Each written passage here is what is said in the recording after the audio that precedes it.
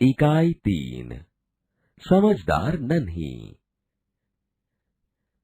3 समझदार नन्ही। विद्यार्थी मित्रों, आपके शिक्षक क्रमशः आपको कहानी के परिच्छेद का पठन करवाएंगे। पढ़ो और सुनो। कहानी। एक बड़ा सा तालाब, जहाँ एक नन्ही बतख अपनी माँ के साथ रहती थी। उसी तालाब के किनारे एक बिच्छू भी रहता था और तालाब के पास दलदल भी था। एक दिन नन्ही बतख तट पर आई तो उसने देखा कि एक बिच्छू दलदल में फंसा है। बिच्छू ने नन्ही से प्रार्थना की, बहन मुझे बचा लो। नन्ही को उस पर दया आ गई। उसने बिच्छू को दलदल से उठाकर सूखे स्थान पर रख दिया। बिच्छू को शैतानी सूझी। उसने नन्ही को डंक मार दिया। नन्ही पीड़ा से तड़प उठी। उसने बिच्छू से पूछा, क्यों भाई, तुमने मुझे डंक क्यों मारा?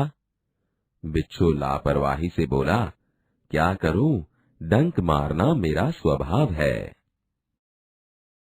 नन्ही बोली, तुम यह गंदी आदत छोड़ दो, नहीं तो कोई मुसीबत में तुम्हारी रक्षा नहीं करेगा। बिच्छू उसकी बात अनसुनी कर आगे बढ़ गया। नन्ही अपनी माँ के पास नदी में चली गई। माँ ने पूछा, नन्ही बेटी तुम कहाँ रह गई थी? नन्ही बोली, माँ एक बिच्छू दलदल में फंस गया था, उसे बचाने में देर हो गई। माँ खुश होकर बोली, बेटी यह तुमने बहुत अच्छा काम किया है। नन्ही बोली, लेकिन बदले में उसने मुझे डंक मार दिया। माँ बोली, बिच्छू अपनी गंदी आदत का गुलाम है, तुम उसे चाहे कितनी बार बचाओ, वह बार बार डंक मारता रहेगा। नन्ही बोली, माँ मैं उसकी गंदी आदत छुड़ा कर रहूंगी। कुछ दिन बाद बिच्छू के प्राण पुनः संकट में पड़ गए। इस बार वह पानी की धारा में जा गिरा और डूबने उतराने लगा। मौत सामने देखकर बिच्छू को नन्ही की याद आई। वह नन्ही को पुकारने लगा। नन्ही ने उसकी करुण पुकार सुन ली। वह झपट कर बिच्छू के पास आ गई। सहसा ही उसके मन में विचार आया, अब मैं इस गंदे स्वभाव वाले बिच्छू को नहीं बचाऊंगी। बिच्छू गिड़गिड़ाने लगा, बहन मुझ पर दया करो। नन्ही का मन डोल गया। उसने सोचा, हो सकता है इसने अपनी गंदी आदत छोड़ दी हो। नन्ही ने बिच्छू को दोबारा जीवन दान दिया। बिच्छू अपने स्वभाव के अनुसार उसे डंक मारने के लिए आगे बढ़ा। नन्ही उसका इरादा समझ गई। वह मुस्कुराकर बोली, बिच्छू भाई ठिठक क्यों गए, डंक मारो। बिच्छू शर्म से पानी पानी हो गया। वह खिसियाकर बोला, बहन एक बात बताओ, मैंने सदा तुम्हारे साथ विश्वासघात किया, फिर भी तुमने मेरे साथ भलाई ही की, ऐसा क्यों? नन्ही बोली, भलाई करना मेरा स्वभाव है।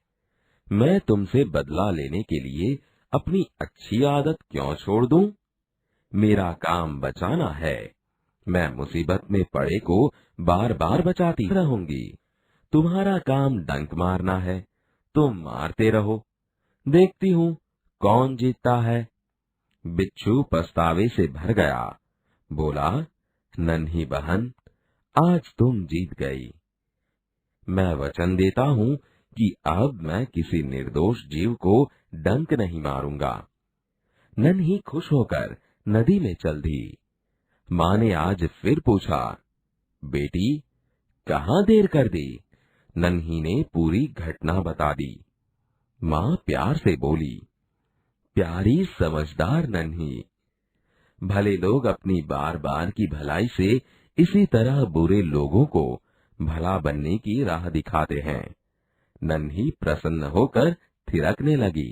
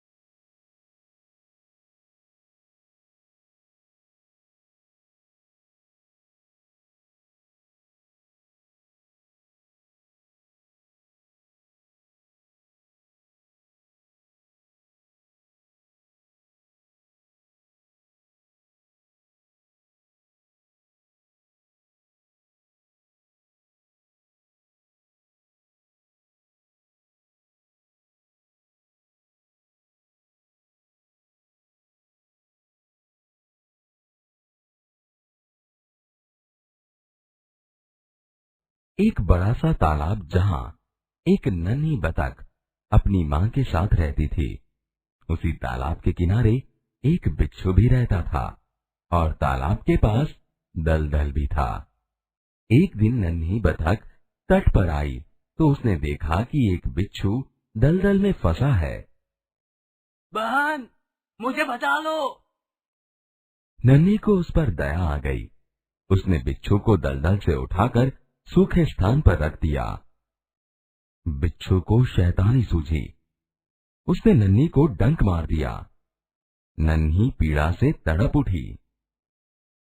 क्यों भाई, तुमने मुझे डंक क्यों मारा? क्या करूं, डंक मारना मेरा स्वभाव है। तुम यह गंदी आदत छोड़ दो, नहीं तो कोई मुसीबत में तुम्हारी रक्षा नहीं करेगा। बिच्छू उसकी बात अनसुनी कर आगे बढ़ गया। नन्ही अपनी माँ के पास नदी में चली गई। नन्ही बेटी, तुम कहाँ रह गई थी? माँ, एक बिच्छू दलदल में फंस गया था, उसे बचाने में देर हो गई। बेटी, यह तुमने बहुत अच्छा काम किया है। लेकिन बदले में उसने मुझे डंक मार दिया।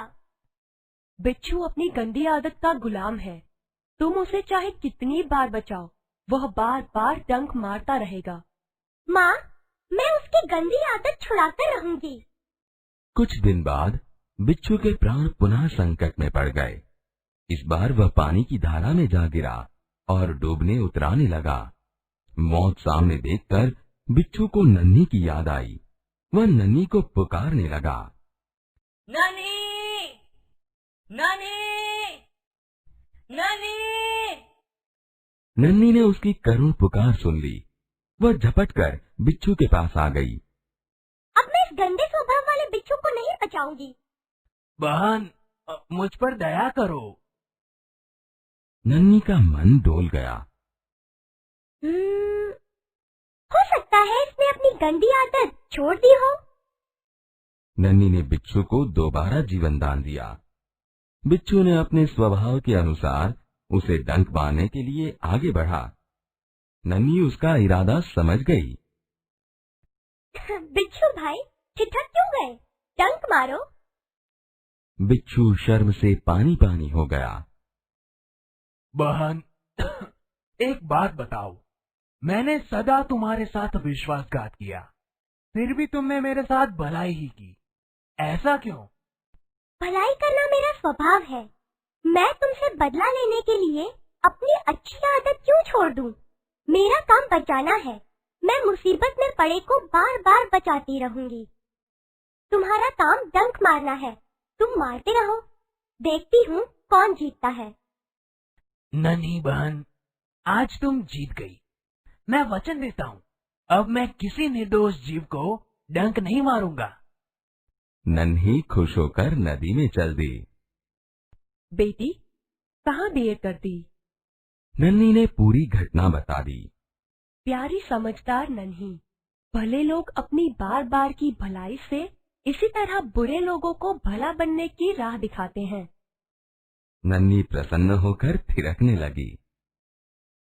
बोध, इस कहानी से हमें ये सीख मिलती है कि अच्छे लोग अपनी बार बार की भलाई से इसी तरह बुरे लोगों को भला बनाने की राह दिखाते रहते हैं। शंकर सुल्तानपुरी।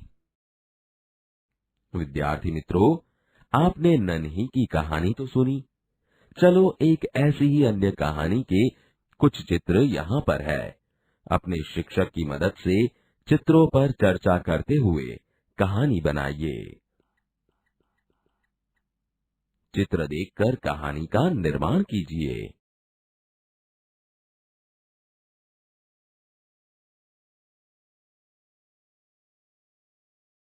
बाल दोस्तों, आपने कई प्रकार की घटनाओं के बारे में सुना होगा। आप यहाँ पर जो घटना देख रहे हैं, उसके बारे में नीचे दिए गए प्रश्नों की मदद से सोचकर घटना का वर्णन कीजिए।